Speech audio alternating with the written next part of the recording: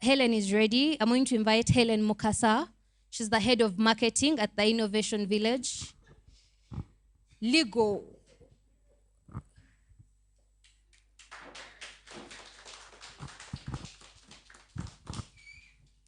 Ladies and gentlemen, good afternoon. Welcome to the Innovation Village. Who's visiting for the first time? Karibu sana. You're very welcome to our home. My name is Helen Mukasa, and I lead Ligo. Specifically, I run the Ligo Tech Lab. It's through which we contribute towards innovation in the legal industry. And I'm very pleased to be here with you today. All protocol observed, I would like to open my remarks with a tribute to women who lived, loved, nursed, nurtured, and worked before the digital transformation era, or for life as we know it now. It may appear to be such an ancient time, but it's not. It's actually just a generation behind us, right? Considering that we have a population of around 70% young people below 30 or thereabouts, it means these women are our mothers. They had to trek long distances, place to place, delivering goods, passing on day-to-day communication, household chores, business, everything was done in such an analog manner. And that translates into tiresome work. It was hard, it was tiresome, it was time-consuming, it was highly risky. But nonetheless, I think in their own way, they have made it, because here we are, their offspring, having it all by just a click of a button. So a round of applause for our mothers today. And now on to us, the generation that's living through this digital transformation era.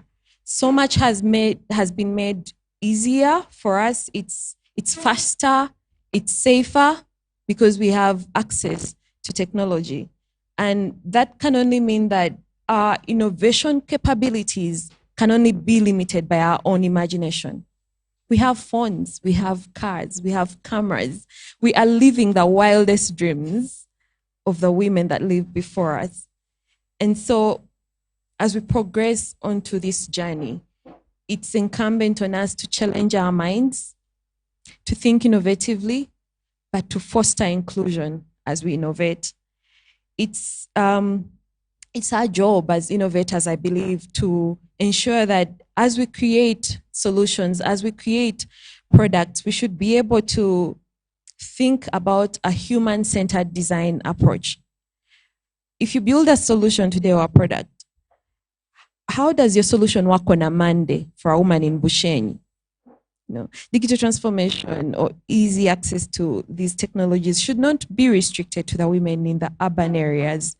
As we innovate, we have to really think through how we work towards reducing the digital divide that comes with the access to internet, to the gadgets that we in the urban areas might be easily having, but it's quite tough for a woman who is even maybe in a nearby district like Wakiso, but not in that urban area of Wakiso. So beyond human-centered design, I think, again, it's our duty as innovators to rise and take our place in ensuring that we create a conducive environment for innovation to thrive. This speaks to policy. And I know policy is one of those areas where people think, but that's the role of the regulator, right? I am just an innovator trying to create a product. Why should I think about policy? I think policy is important because primarily when we create, it is through such policies that we can reduce things like the digital divide and its implications. If the policies are such inclusive policies, then everyone, regardless of where they are, will be able to access the benefits of using technology. But also, we now know that as we transform digitally, things like cybersecurity become an issue. How do we use the data that we have? How do we ensure safety of the people who use our products or use our solutions? But more importantly, how do we guard ourselves from any reputational damage that may come to us through use of our solutions to abuse? If you have a platform, if you have a solution, and unfortunately, this is an area that you didn't give any concern, and it's being used as a platform through which a couple of women suffer harm, that can cause such damage to you, regardless of how good you may have built. And so for me, that's the reason why, even as innovators, we should be able to take our place at the policy table and determine how we shape the regulatory framework around digitization. And so I also want to talk about the current state of women in tech. I think a lot has been done. We've really made progress, but there's still much to be desired. How do we build confidence in the employment world that a female engineer is just as good, if not even better, than a male engineer sometimes? You know, how do we ensure that there's career guidance? Last week I was with someone who was teaching on gender in the UNODC, and she's telling us a story of how she was really, really good in physics, but she's old. She's, I think, around 60 something. She was advised that girls can't do that. Pick arts. That's the girls' kind of subject majoring. And she's like, here I am now teaching gender. Not that it's a bad thing, but I could have been a very awesome engineer. So career guidance is also very important and it comes from, like way below when children are old. Let's not buy toys that are encouraging the girls to just, play house, play with dolls, and we are buying our boys the toys that encourage engineering. It should be as simple as, how do we even apply this in our homes? Mentorship of young girls is very important. This is a space where we don't have many women. And so for those who are trying to venture into this space or are in the space but are struggling from all of the hurdles that come with being one of the few in the space, how do we ensure mentorship to encourage them to journey on despite these hurdles? And on that particular issue, I would like to shine my light on the ladies who have led in the space, on the ladies who are mentoring young women in technology. We see you, we applaud you, and we thank you for the service that you're doing that's very, very brave in encouraging women or younger girls to take their place. So I also feel like if we all play our part, it shouldn't be left to a few people. I believe strongly that everyone, wherever they are, has a part to play. And that if we all play our part, it could be a simple word of encouragement that you give to a friend. It could be a simple word of encouragement where you stand up towards someone who's discriminatory in a workplace, especially towards a female employee. It could be a simple act of bravery, but you're playing your part in that regard. And if we all play our part, I really believe that we can get to a place where it's not just about automation, but transformation. Because it's one thing for us to automate everything. Wouldn't that be nice? But is it truly transformative?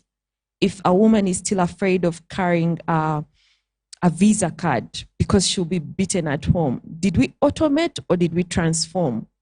Yeah.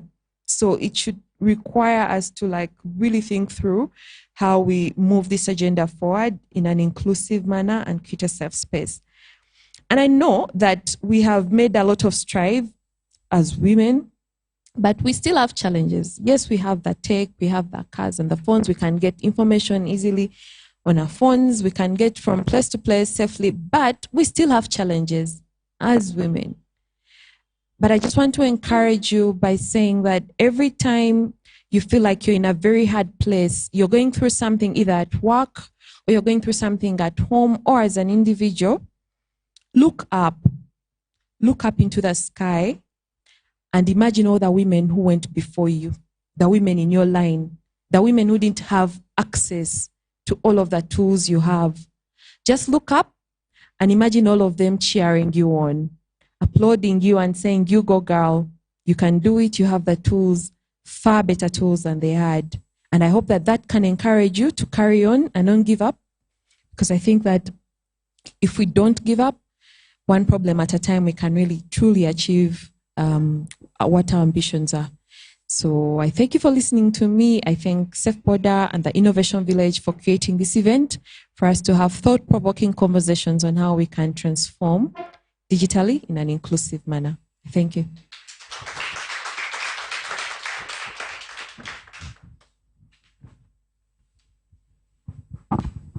Thank you so much, Helen. Before you go, Helen works with the Innovation Village, and there's a community for the women in tech. Can you shed more light about that to the audience? Thank you. So if you look around the room, we actually have scanners that the scanners, by simply scanning that, you'll be able to find a lot of information on how to join the community. It's a community through which we are trying to build the young women who are interested in the space. There's activities on a regular, there's access to events through which you can have networking, there's access to mentors. So I encourage anyone who is in the space and has not joined to please find any one of those and scan them.